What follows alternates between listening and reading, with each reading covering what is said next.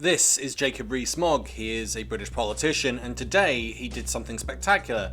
On the Nick Ferrari LBC show, Rees Mogg admitted that Brexit and his predictions about Brexit were wrong. Yes, of course I got that wrong. Over past weeks, I've done videos on Brexit and borders and the problems of those borders, including how it is completely wrecking the British tourist industry, how our border policies are causing chaos within Northern Ireland. When it comes to Northern Ireland's special status, they feel betrayed by the UK government.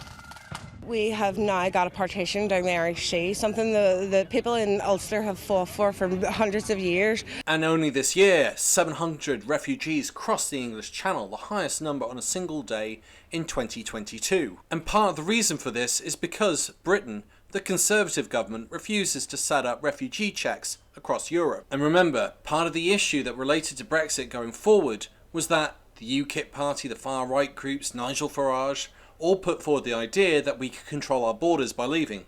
But it looks like, if anything, it's just caused complete destruction and chaos. So it was quite refreshing to hear ardent Brexiteer Rees Mogg admit that he was wrong about his predictions of Brexit. This is you and I speaking in June 2018 when I asked whether there might be queues at Dover. There'll be no need for checks at Dover, but it will be an ability to ensure that the roads keep running around Dover, even if there are delays at Calais. The delays will not be at Dover, they will be at Calais. Well, he got that wrong as well, along with all the other problems that I've pointed out. All these border checks created by Brexit have caused nothing but absolute chaos. And I haven't even included talking about the damage it's done to business, which is costing us hundreds of billions a year compared to the 18 billion that we had to pay into the EU. Before we go back, just listen to the number of stutters that come out of Rees Mogg's mouth. That's an indication of stress. He's not liking this, as it very much feels as if the wheels on the bus are finally coming off. The delays will not be at Dover. You'll be aware 2 weeks ago it was actually declared a critical incident. Some people spent 12 hours in their cars, lorry drivers passed out, and children defecated in the lay-by. A response to what you said some years ago, Mr. Rees Mogg. Well, the response is that the delays are caused by the French. But you said there'd be no delays at Dover, yes. Mr. Rees Mogg. Yeah, but they are French-created delays. Oh, I see, it's my fault, is it? Oh, of course, there I was thinking it was your fault because you've been left in charge, or Manuel's fault for not waking you, and all the time it was my fault. Oh, it's so obvious now, I've seen the light. Well, I must be punished then, mustn't I? You're a naughty boy. It does sometimes feel like we're in some sort of weird Monty Python / Fawlty Towers sketch, with the people in charge saying we've got control of our borders, but the French are in control of British territory and who comes through and who leaves. But they are at Dover, decided, Mr. Rees Mogg. and Are they you are prepared Dover, to apologise that you got that wrong?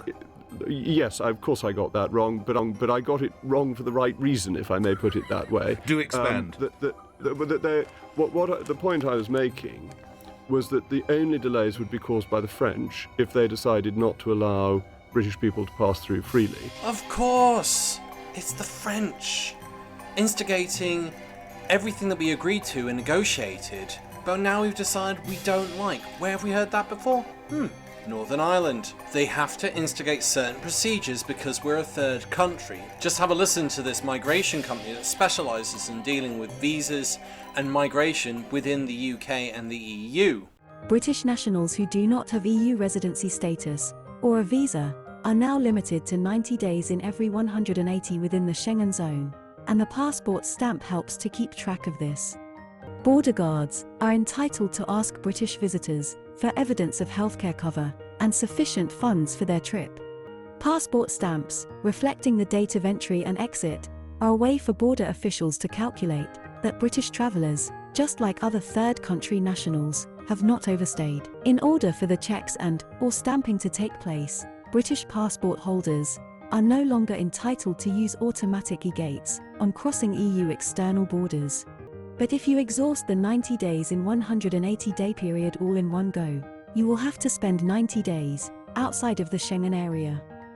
These rules have been in place long before Brexit. That's a company that specialises in Brexit and migration and immigration, and even they know the difference. Yet Brexiteer and Brexit Minister Mogg hasn't got a clue. They have decided to do that. They failed to get people to turn up. And that is what caused the delays in Dover, because we have juxtaposed border controls, which means that we check people in Calais and the French check people in Dover.